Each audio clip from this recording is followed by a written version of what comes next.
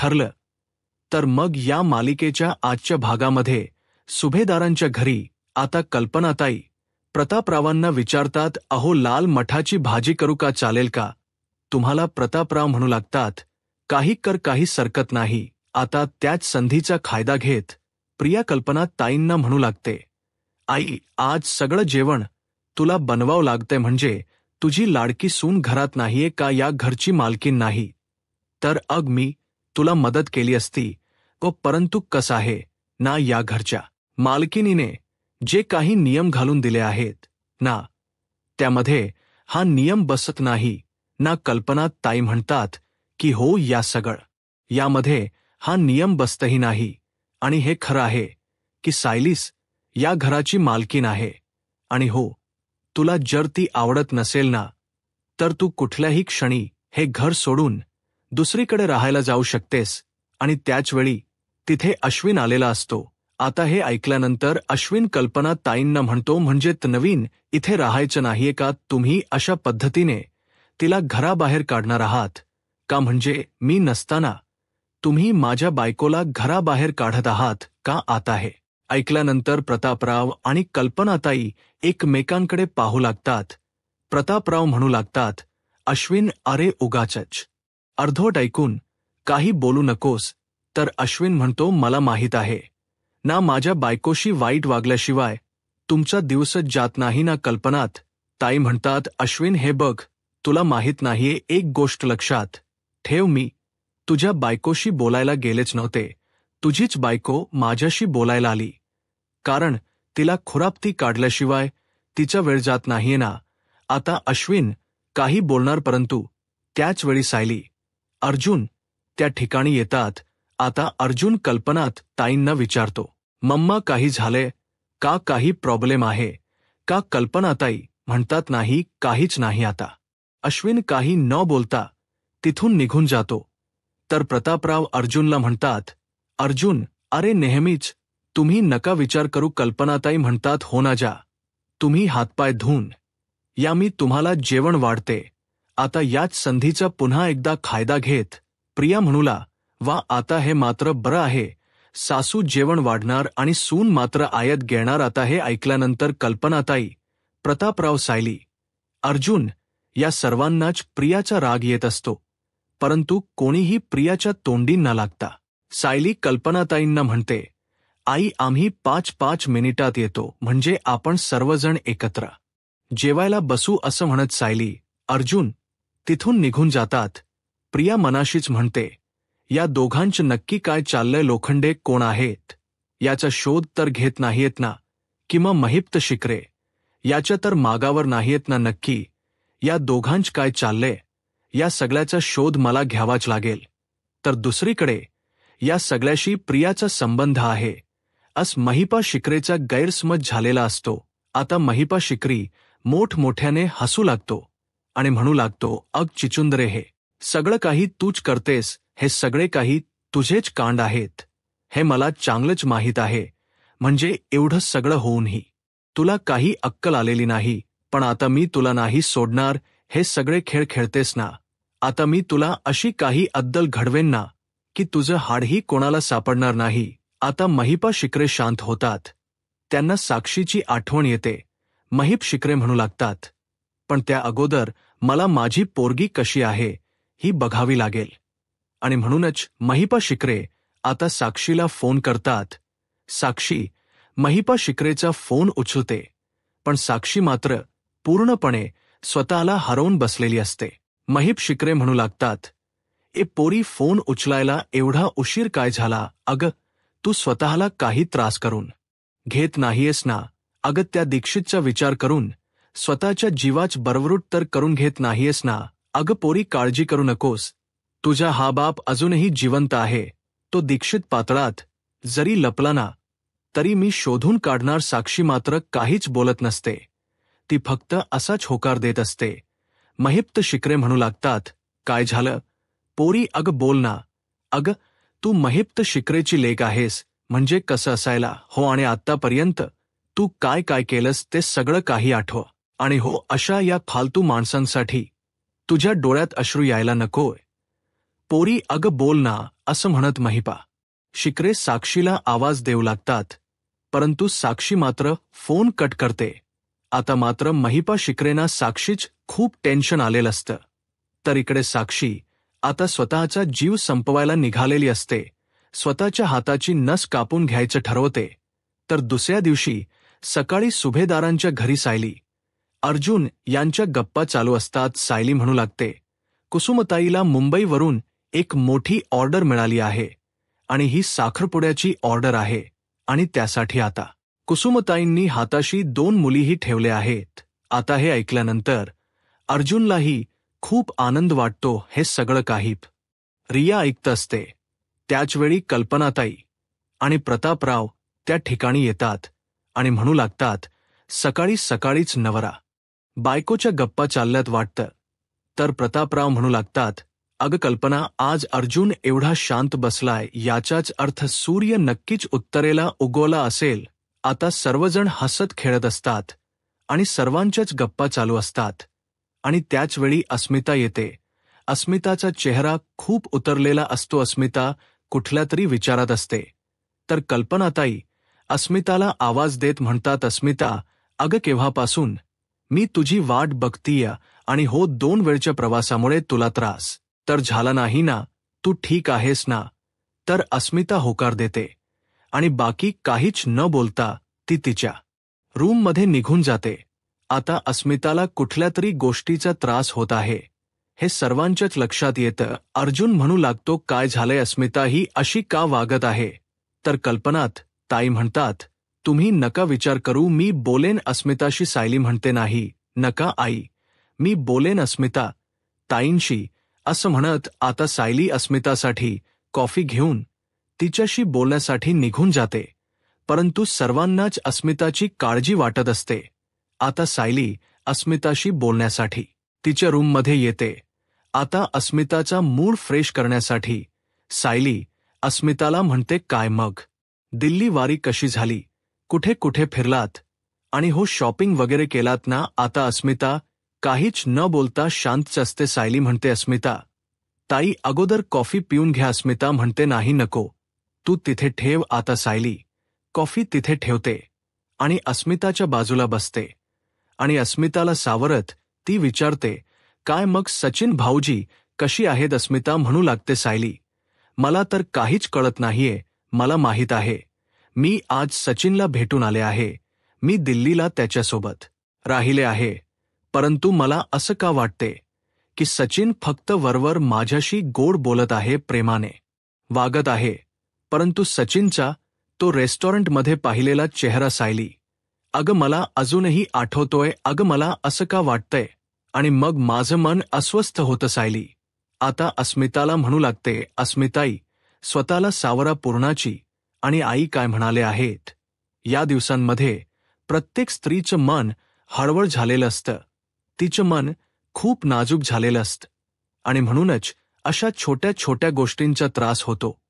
पण या गोष्टी मनाला नाही लावून घ्यायच्या. अहो अशा दिवसांमध्ये आपल्याला त्रास होतो, त्याचप्रमाणे रडूही येतं, परंतु नाही अशावेळी काय करायचं, जे आपल यासाठी चांगलं आहे ना त्याच गोष्टींचा विचार करायचा.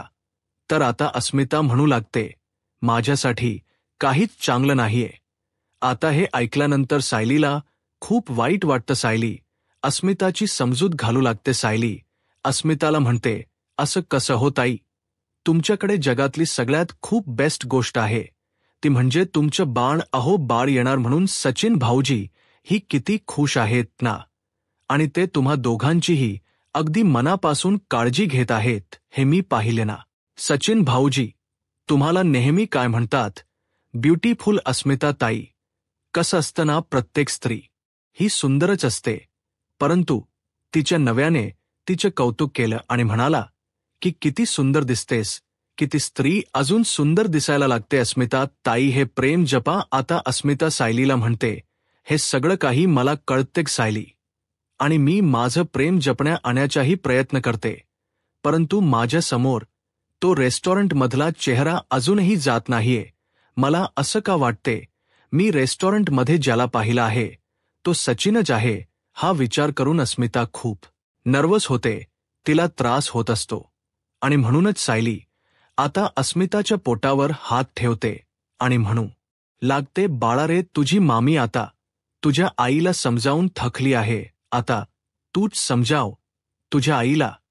तुझ्या आईला म्हणावं, आई, अग आपले बाबा दिल्लीला आहेत आणि ते आपले खूप अगदी मनापासून काळजी घेत आहेत. आणि हो, सगळ्यात महत्त्वाचं म्हणजे तुझ्या डोक्यातील हे वेडेवाकडे विचार ना आता थांबव, कारण आता मी लवकरच जन्माला आल्यानंतर माझं नाव तर ठेवायचं आहे ना. मग माझ्या नावाचा काही विचार केलायस की नाही? आता तयारीला लाग बरं, असं म्हणताच अस्मिताच्या चेहऱ्यावर छोटीशी स्माईल येते. आता सायली अस्मिताचा मूड फ्रेश करण्यासाठी म्हणू लागतेस, मिता ताई, आपण एक काम करूयात का? तुम्हाला जर मुलगा झाला तर त्याचं नाव धोंडो ठेवूयात आणि मुलगी जर झाली तर तिचं नाव धोंडी ठेवूयात. आता हे ऐकल्यानंतर अस्मिता हसू लागते आणि म्हणू लागते, अग काय तू सुद्धा तुझ्या नव्यासारखे माझी मस्करी करणार आहेस का? नाही, आम्ही अशी काहीही नाव ठेवणार नाही आहोत, कारण सचिनला 4 अक्षरी नाव खूप आवडतात आणि तसे सचिनने तयारही केली आहेत. आता अस्मिता काही बोलणार तर सायली म्हणते, भद्रसेन, असं म्हणत. आता सायलीला अस्मिताला हसवायचं असतं. अस्मिता खूप पोट धरून हसू लागते. सायली अस्मिता या दोघींचीही मज्जा मस्करी चालू असते आणि खूप गप्पाही चालू असतात. अस्मिताच्या चेहऱ्यावरचा आनंद पुन्हा एकदा परत आलेला असतो आणि हे दृश्य कल्पनाताई दुरूनच पाहतात. अस्मिताच्या चेहऱ्यावरचा आनंद आलेला पाहून एक आई म्हणून त्यांच्याही चेहऱ्यावर समाधान आलेलं असतं.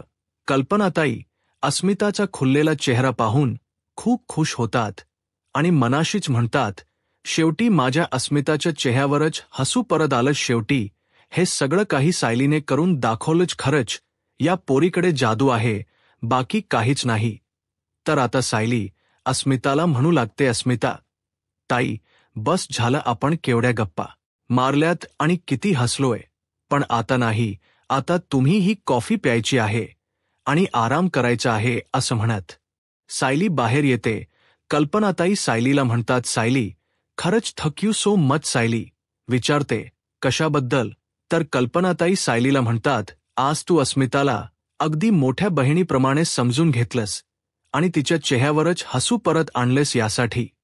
तर सायली कल्पनाताईंना म्हणते, आई, तुम्ही असं का बोलताय अहो? अस्मिता ताई म्हणजे माझी बहीणच तर आहे, असं म्हणताच कल्पनाताई नाही.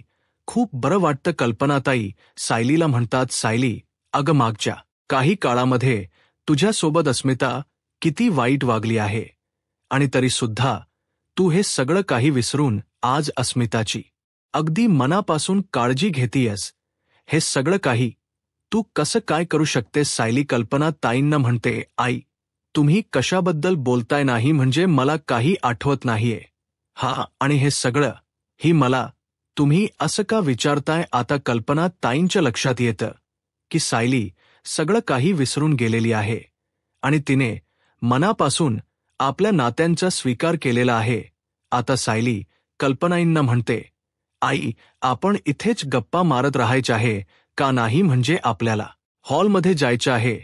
मग जायचं की नाही? आता कल्पनाताई म्हणतात, बरं चल, असं म्हणत सायली आणि कल्पनाताई तिथून निघून जातात. एककडे अस्मिता मात्र अस्वस्थ असते, परंतु सायलीने तिच्या चेहऱ्यावरचा आनंद परत आणण्याचा प्रयत्न केलेला असतो. तर दुसरीकडे किल्लेदारांच्या घरी आता प्रतिमा हत्या झाडांना पाणी घालत असतात आणि त्याचवेळी प्रतिमा हत्यांना ते दृश्य आठवतं. महिप्त शिकरे आणि त्यांची झालेली मंदिरातील भेट आणि त्याच्या अपघाताच सर्व दृश्य त्यांच्या डोळ्यासमोर येतं. महिप्त शिकरेला पाहिल्यानंतर प्रतिमा हत्या खूप अस्वस्थ होतात, त्यांना त्रास होऊ लागतो. हे सगळं काही त्यांना आठवत असतं आणि त्याचवेळी त्या ठिकाणी रविराज सर येतात. रविराज सर प्रतिमा हत्यांना म्हणतात, प्रतिमा, तू ठीक आहेस ना? आता प्रतिमा आत्या म्हणतात, हो, मी अगदी ठीक आहे.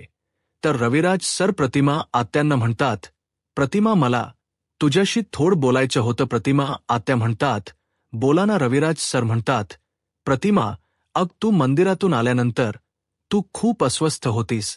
तुला खूप त्रास झाला खरं तर तू मंदिरात ज्या व्यक्तीला पाहिलस त्या व्यक्तीचा आणि आपल्या अपघाताशी काही संबंध आहे का? म्हणजे मी आणि सायली.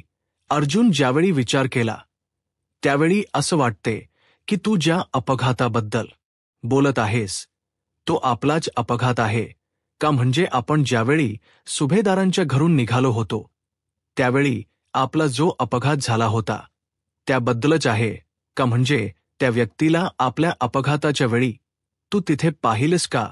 किंवा त्या व्यक्तीने म्हणजेच आज मंदिरात तू महिपा शिकलेला पाहिलस त्या व्यक्तीने तुला काही इजा पोहोचवली आहे का? तुला काही आठवत्य का? प्रतिमा आठवण्याचा प्रयत्न करशील का? आता प्रतिमा हत्या हे सगळं काही आठवू लागतात परंतु ज्यावेळी त्यांच्या समोर ही दृश्य येऊ लागतात ती सगळी काही अंधुक असतात आणि त्यांना मात्र काहीच आठवत नसतं.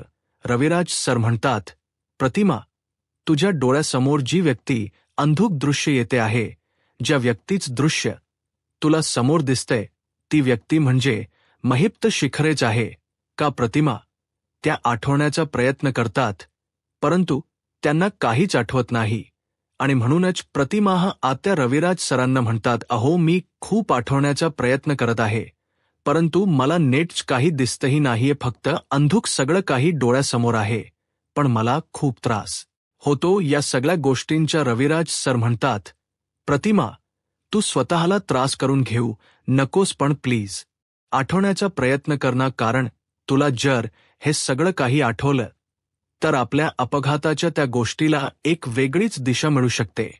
त्या अपघाताची एक नवीन बाजू आपल्याला लक्षात येऊ शकते आणि या सगळ्या मागे कोण आहे हेही आपल्याला कळू शकतं. तर प्रतिमा आत्या म्हणू लागतात, अहो हे सगळं काही मला कळते हो आणि म्हणूनच मी आठवण्याचा प्रयत्न करत आहे परंतु मला मात्र काहीच आठवत नाही. रविराज सर म्हणतात, प्रतिमा काळजी करू नकोस आणि स्वतःला त्रास करूनही घेऊ नकोस. हळूहळू तुला सगळं काही आठवेल परंतु जेव्हा काही नकळतपणे या गोष्टी आठवतील ना तेव्हा नक्कीच मला सांग. प्रतिमा आत्या म्हणतात, बरं ठीक आहे मी तुम्हाला नक्कीच सांगेन परंतु ज्यावेळी रविराज सर किंवा कोणीही महिपा शिकरेच नाव त्यांच्या समोर काढतात त्यावेळी मात्र त्या खूप अस्वस्थ होतात. हे सगळं काही रविराज सरांच्या लक्षात आलेलं असतं. तर इकडे महिपा शिकरेला भेटण्यासाठी नागराज काका आलेले असतात. आता नागराज येताच महिपा शिकरेना म्हणतो, काय झालंय? सकाळपासून 8 मिस कॉल आणि कॉल बॅक केला तर म्हणे आत्ताच्या आता भेटायला या, कुठे एवढी आग लागली आहे? आता मात्र महिपा शिकरे ती चिठ्ठी नागराजच्या हातात देतात आणि म्हणतात, हे बघा कुठे आग लागली आहे ते तुम्हालाही कळेल. नागराज म्हणतो, काय झाले नक्की? महिपा शिकरेम म्हणतात, वाचा म्हणजे तुम्हालाही कळेल. आता नागराज ती चिठ्ठी वाचतो तर त्यावर लिहिलेलं असतं, 22 वर्षापूर्वीचा ॲक्सिडेंट आठवतोय का? मला अगदी व्यवस्थित आठवत आहे. आता हे ज्यावेळी नागराज वाचतो त्यावेळी मात्र नागराजला धक्काच बसतो. आता घाबरलेला नागराज महिपा शिखरेना म्हणतो, हे सगळं काही तू केलंस ना? हे सगळं काही तुझंच काम आहे, मला माहीत आहे ना? हे सगळं काही तू मुद्दामून मला ब्लॅक बमेल करण्यासाठी करत आहेस आणि मी तुला चांगलंच ओळखतो. आता मात्र महिप शिकरे चिडतात आणि म्हणू लागतात, ओ नागराज शेठ, आधीच माझं टाळक आऊट आहे आणि ही तुमच्या टाळक ठिकाणावर ठेवून बोला ना की मी अशा चिठ्ठ्या चपाट्या का लिहीन? ही चिठ्ठी मी लिहिली नाहीये तर मला पाठवली गेली आहे. आता ही ऐकल्यानंतर नागराज थोडा घाबरतो आणि म्हणू लागतो, कोणी पाठवले? महिप्त बोल ना, ही चिठ्ठी तुला कोणी पाठवली आहे? महिप्त शिकरे म्हणतात, ते जर मला माहीत असतं तर आतापर्यंत त्या माणसाला मी जिवंत सोडलं असतं का? मी फोनवर बोलत होतो आणि त्याचवेळी एका माणसाचा मला धक्का लागला, माझा फोन खाली पडला, तो मी उचलायला गेलो आणि माणूस गायब आणि त्याच माणसाने ही चिठ्ठी माझ्या खिशात ठेवली असावी. आता हे ऐकल. यानंतर नागराज हसू लागतो. नागराज महिप्त शिकलेना म्हणतो, काय चाललंय हे महिप्त? अरे तू माझी चेष्टा करू नकोस आणि तुला कळतंय का? अरे हा 22 वर्षापूर्वीचा ॲक्सिडेंट आहे आणि तो आपण पचवला आहे आणि तो कोणाच्या लक्षात तरी असेल का आणि कोणी पाहिलाही नसेल. तर महिपा शिखरे नागराजला म्हणतात, असं तुम्हाला वाटतं नागराज शेठ? अहो, आपण पचवलं आहे, परंतु कोणीतरी आहे की ज्यांनी हा अपघात पाहिला आहे आणि ते आपल्याला या अपघाताची आठवण करून देत आहेत. ती व्यक्ती आपल्याला त्या अपघाताची आठवण करून देत आहे की आपण हा अपघात घडवून आणला आहे. आता नागराज काका थोडे घाबरतात आणि महिप्त शिखरेंना म्हणतात, महिप्त, तू काय म्हणालास की तो माणूस तुला धडकला? म्हणजे तू त्या माणसाचा चेहरा तर पाहिलाच असशील. नागराजला आता महिप्त शिखरे म्हणू लागतात, नाही नागराज शेठ, मी तर त्या माणसाचा चेहराच पाहिला नाही. मी मोबाईल घ्यायला खाली वाहकलो आणि त्यानंतर त्या माणसाला पाहायला गेलो तर तो माणूस गायब पण जाऊन देत.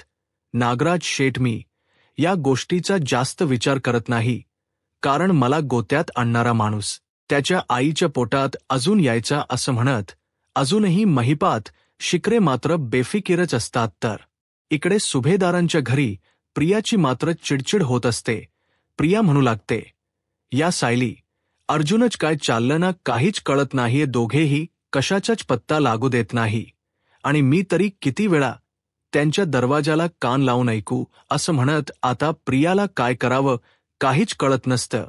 प्रिया पुन्हा म्हणते, जाऊ देत ना, मला आता हेच करावं लागेल. त्यांच्या दरवाजाला कान लावल्याशिवाय काही ऐकू येणार नाही आणि मला तर काही कळणारही नाही. आणि म्हणूनच सायली अर्जुनच नक्की काय चाललंय हे पाहण्यासाठी प्रिया पुन्हा एकदा सायली अर्जुनच्या रूमच या बाहेर यायचं ठरवते. आता ती येण्यासाठी निघालेली असते.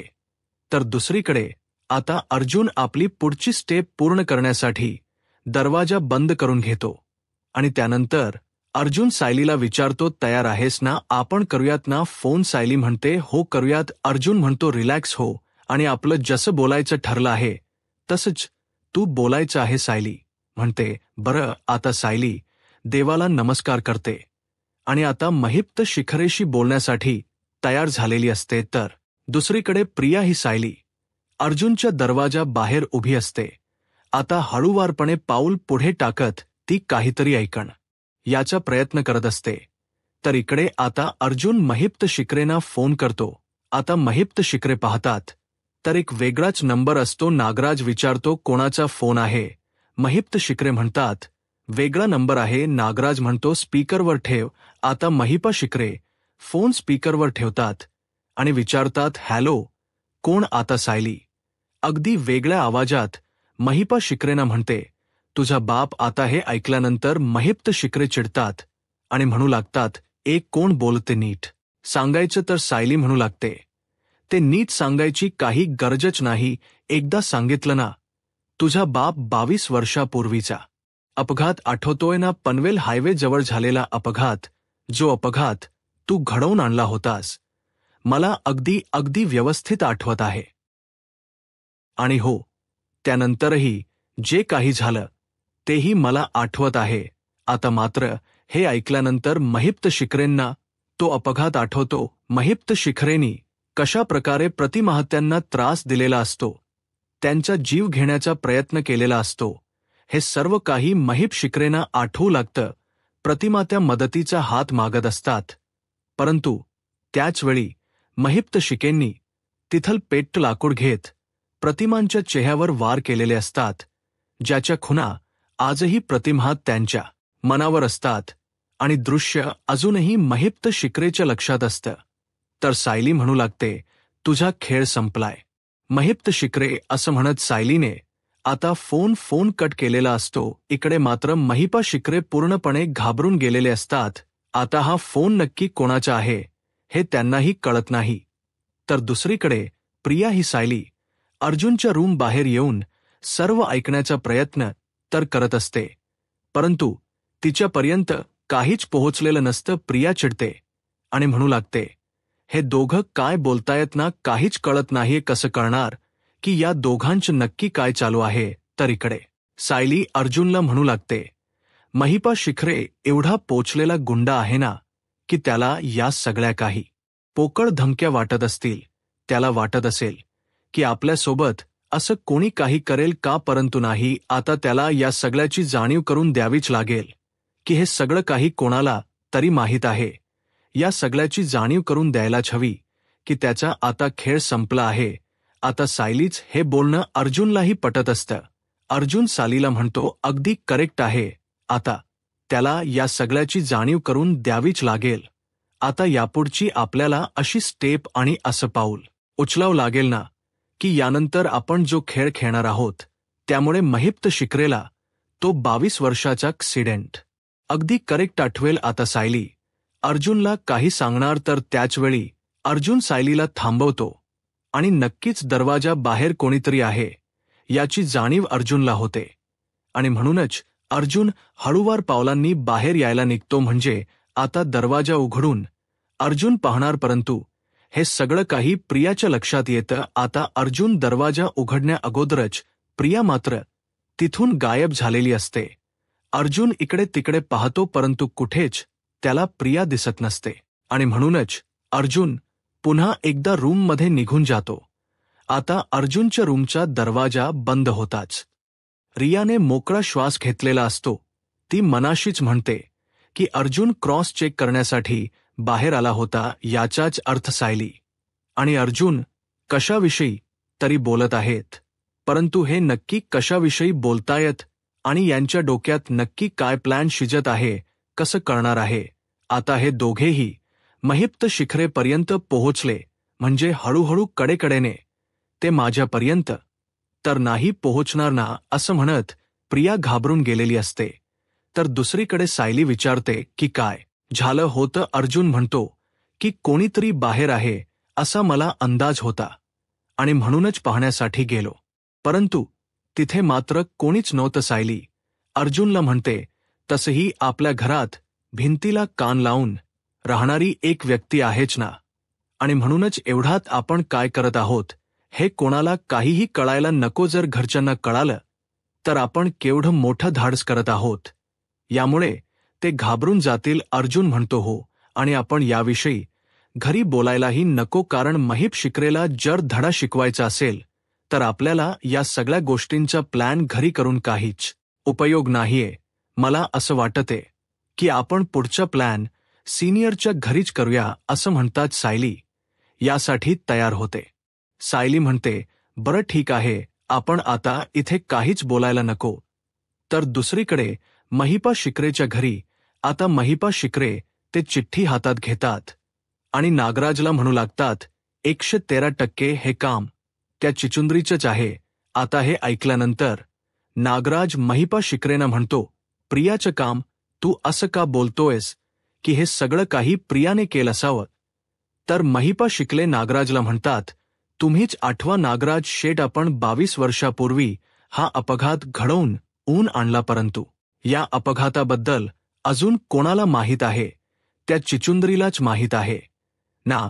आता नागराजला हे सगळं काही आठवतं. नागराज म्हणू लागतो, पण हे सगळं करून तिला काय मिळणार आहे आणि ती असं का करेल? महिप शिकरे म्हणतात, सूड उगवण्यासाठी आठवतं ना, तिने आपला व्हिडिओ बनवला आहे आणि तो व्हिडिओ मिळवण्याचा आपण प्रयत्न करत आहोत.